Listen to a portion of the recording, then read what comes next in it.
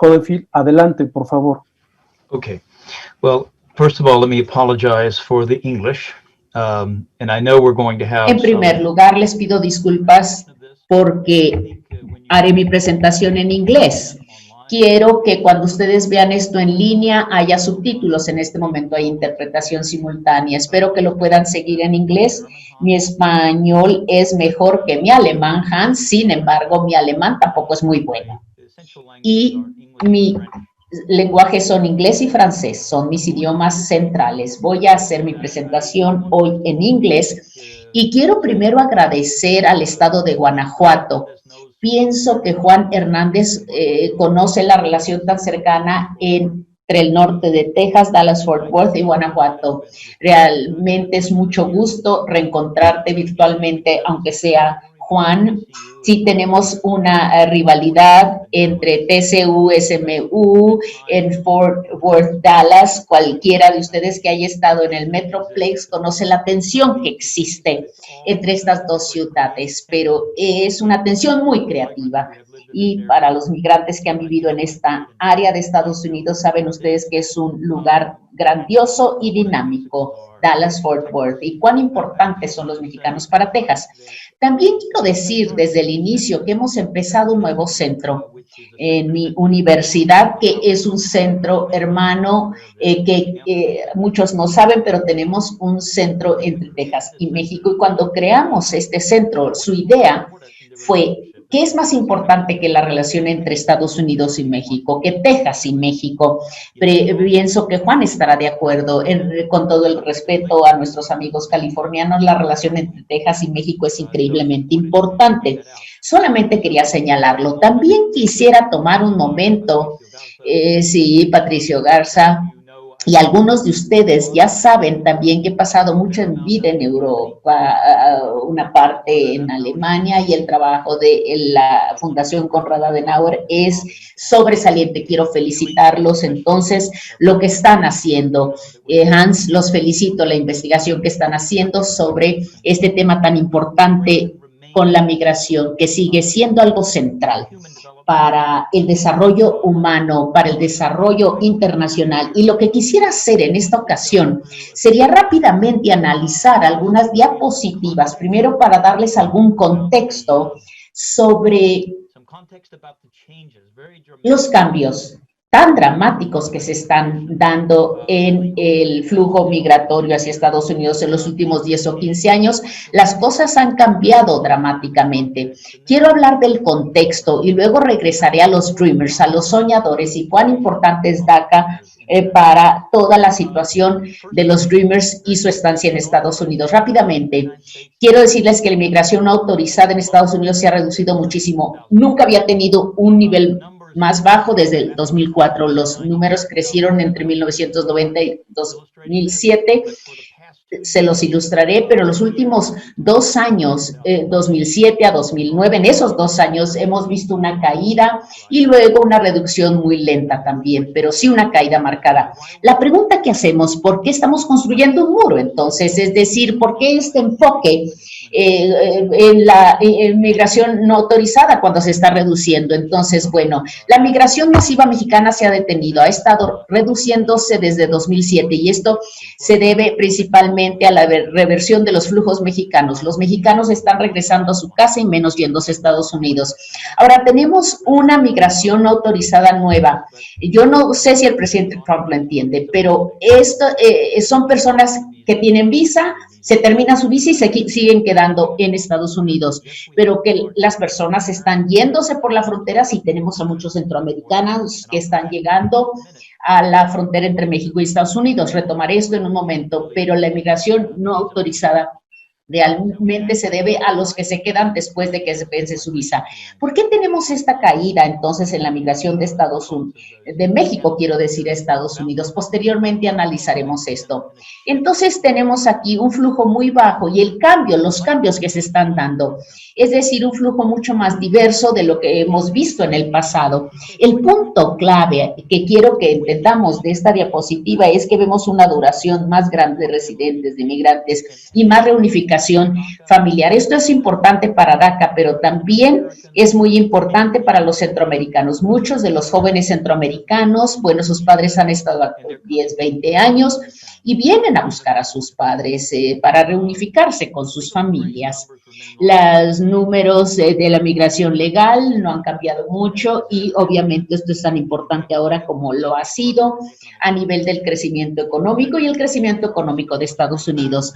Aquí tienen unas gráficas que les quiero mostrar en el tiempo que se me ha adjudicado. Aquí tenemos hasta la pandemia y hasta que Trump realmente tomó posesión y el control en la administración. Hemos visto realmente muy poca migración, cambios en la migración. Realmente esto es algo que ha sucedido en los últimos 25 años, como 1 millón de personas al año. Entonces, Estados Unidos sigue recibiendo muchos migrantes de casi todos los países en el planeta. Alemania, por supuesto, también se ha convertido en un país de migrantes. Entonces, aquí tenemos en migración legal. Punto número 1, Estados Unidos. Vemos aquí un desglose de la población inmigrante legal. Vean ustedes la diversidad que se da en este crecimiento. América Latina equivale a un porcentaje muy grande de la población legal, pero vean ustedes el crecimiento asiático, sudeste de Asia, por ejemplo, África también. Allí vemos un flujo mucho más diverso en la migración. Aquí ustedes pueden ver flujos de migración no autorizada. Esto es lo que les dije hace unos segundos. Sí, aquí tenemos estos flujos no autorizados. Aquí llegaron a la cúspide en el 2006 con la gran recesión, desde 2007, 8 y 9. Y luego tuvimos aquí una caída gradual en los flujos migratorios, los niveles que quiero decir de migración mexicana no autorizada, más o menos a 4.9 millones en este momento. Es un cambio muy dramático en el contexto migratorio. Si vemos el estado de los inmigrantes en Estados Unidos, vean ustedes esta gráfica, porque Estados Unidos en 2017... 35.2 millones de inmigrantes naturalizados de primera generación y luego también como 12.3 de legales y luego también temporales como 2 millones. Y si vemos la población no autorizada en 2017 como 10.4 millones, se ha reducido un poco desde entonces. Vean ustedes que los Dreamers aquí como 800,000, un poco más de 800,000, menos de 10% de la población indocumentada, pero es un segmento muy importante de esa población. Ahora bien, la población inmigrante no autorizada sigue estando muy dominada por México y América Latina, especialmente Centroamérica. Pero aquí tenemos a personas que han estado en el país muchísimo tiempo. Si ven ustedes el desglose de los inmigrantes no autorizados por región, México equivale a 20%, Centroamérica 18% de esa población, y pueden ustedes ver también aquí la distribución con Asia, y Asia es un segmento muy importante de migrantes no autorizados a Estados Unidos, especialmente a partir del 2017. Digamos entonces algo sobre el DACA, este programa de acción diferida. ¿Qué es este programa? Fue una orden ejecutiva de políticas lanzadas por el presidente Obama 15 de junio de 2012 para aliviar a la deportación de unos 822,000 jóvenes migrantes indocumentados. Esta política estuvo vigente hasta septiembre de 2017, cuando fue rescindida por Trump. Él se quiso deshacer de esta política por una orden ejecutiva también, y fue impugnado en los tribunales y todavía hay apelaciones pendientes, y se ordenó que reiniciara el programa, pero todavía no ha iniciado. Como 680,000 beneficiarios activos de DACA, aquellos que tienen el estatus DACA, 80% nacieron en México, 9% vienen del Triángulo del Norte de Guatemala, Salvador y Honduras, y el resto, 27% de estas personas que son beneficiarios de DACA residen en California. Muy importante para ese estado. Aquí tienen ustedes una gráfica que muestra cuán importante es la migración en el crecimiento demográfico, en la fuerza laboral de aquellos que nacen en Estados Unidos, aquellos que tienen padres inmigrantes, segunda generación, tenemos aquí primera generación que sigue siendo un componente muy importante de la población. Entonces, la población nativa se encoge, pero la población migrante de primera y segunda generación es algo más importante para conservar la estabilidad en la población estadounidense. Hablemos un poco sobre DACA. Rápidamente avanzar en todo esto. Necesitamos ver entonces el empleo, los salarios y la educación de los beneficiarios de DACA. Estamos hablando de los mejores números que tenemos en este momento en una encuesta de lo que está sucediendo con aquellos beneficiarios de DACA. Es una investigación que hizo mi colega y colaborador en la Universidad de San Diego, profesor Tom Wan. Por favor, lean sus estudios de él, que hace trabajo muy interesante. Este es trabajo de él y de sus colegas. 54% están teniendo salarios mejor pagados y tienen protección DACA, 46%, mejores condiciones laborales, 45% con un trabajo más compatible con su educación y su capacitación. Vean en esta lista, se trata de personas que realmente tienen éxito en la sociedad estadounidense, en la economía estadounidense, y DACA ha ayudado a hacer realmente lo mejor que puedan ellos con sus vidas, porque ellos están contribuyendo a nuestra sociedad y economía. Los inmigrantes, especialmente no autorizados, tienden a ser parejas con hijos e hijas, y muchos son familias. Ustedes pueden ver aquí el número de hogares no autorizados, de inmigrantes no autorizados. Ustedes pueden ver aquí en comparación con los hogares de estadounidenses. Si vemos entonces cuál es el impacto de la pertenencia en esta sociedad, vean ustedes cómo DACA facilita la integración de estas personas que han estado residiendo en Estados Unidos casi todas sus vidas.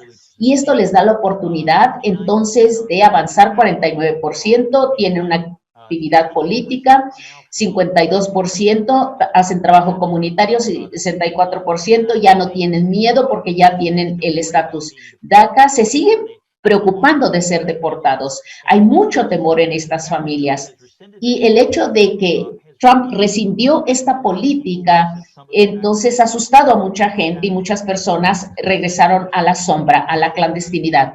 Entonces, 76% de aquellos que tienen hijos temen la separación familiar porque temen no ver a sus hijos crecer, temen que van a ser separados de sus hijos y regresados a su país. Aquí, para concluir, si ven el creciente porcentaje de adultos inmigrantes no autorizados en Estados Unidos, aquí tenemos las cifras totales. Aquellos que han estado en Estados Unidos más de 10 años, 5 años o menos, pueden ver ustedes la brecha que se da aquí, esta división. Muchos inmigrantes no autorizados han estado en Estados Unidos mucho tiempo. Vean ustedes aquí para los mexicanos. Tantos mexicanos que han estado en Estados Unidos, más de 20 años. Estamos hablando de migrantes no autorizados. Han estado algunos 10 años, 20 años. Aquí tenemos el inmigrante no autorizado mexicano típico que llegó en el siglo XX, no en este siglo XXI. Estamos hablando de personas, adultos jóvenes, por ejemplo, y aquí comentarios finales sobre el perfil de los beneficiarios del programa DACA. Cuando llegaron a Estados Unidos, tenían como 5 años. Esa la edad que lo llevaron sus padres. En promedio, estas personas ahora son veinteañeros. Entonces, rescindir DACA les ha golpeado en una etapa crítica de sus vidas, cuando están empezando sus carreras. Sin embargo, 50% dicen que sienten confianza, que van a continuar luchando y que se quedarán en Estados Unidos. 64% participó en una campaña para defender DACA en el último año y 35% asistió a algún meeting político, y 7% también lanzaron actividades de desobediencia civil. Ellos quieren participar en la economía y lo están haciendo en la economía de Estados Unidos. Rescindir DACA puede ser muy perjudicial para ellos y para la economía de Estados Unidos. Este es mi último acetato. Aquí me detendré. Aquí esto lo he presentado varias veces en Colmex, en la Ciudad de México, en varias instituciones como la Fundación Konrad Adenauer. ¿Qué sucede cuando pensamos de la política migratoria y la gobernanza migratoria? Se da en 4 diferentes dimensiones. Tenemos debates sobre la economía, es decir, cuántas personas debemos permitir que lleguen a Estados Unidos, qué capacidades, qué estatus, qué derechos pueden tener, pero cuando hay una pandemia, un ataque terrorista, la dimensión de la seguridad es monumental. Y es lo que estamos viendo el día de hoy con COVID-19, es decir, la movilidad migratoria puede ser una amenaza a la salud pública, entonces se cierran las fronteras, se hacen más severas las reglas migratorias, pero la pregunta es, la administración Trump, ¿hasta dónde va a llegar para bloquear los derechos de los inmigrantes, para que no tengan la posibilidad de conseguir un trabajo, diciendo que la pandemia la están llevando los migrantes y por eso cierra? Y luego también tenemos la dimensión cultural. Cuando tememos a la diversidad, cuando tenemos nativismo, cuando tememos y combinamos todo esto como una dinámica, es la tormenta perfecta, porque se atacan a los diferentes derechos de los migrantes, todo el mundo vive como si viviera en estado de sitio. El último punto que tenemos aquí, esta es una diapositiva bastante elegante, lo sé, pero aquí tenemos entonces una lucha política, es un juego de 3 niveles, está sucediendo esto en Guanajuato precisamente, aquí en Dallas también, en Fort Worth, lo tenemos a nivel estatal y local, también a nivel nacional tenemos estos debates que se dan a nivel nacional y finalmente está sucediendo a nivel internacional, porque todo lo que hacemos, un Estado no puede ser el amo de la migración, es decir, todos los demás estados y regiones participan. Por tanto, habiendo dicho esto, concluyo mi presentación. Espero que tengan ustedes la oportunidad de estudiarlo con mayor cuidado, de ver la traducción escrita que se haga de esto. Gracias, Hans. Gracias, Juan, por invitarme a hacer esta presentación. Muchas gracias. Muchísimas gracias.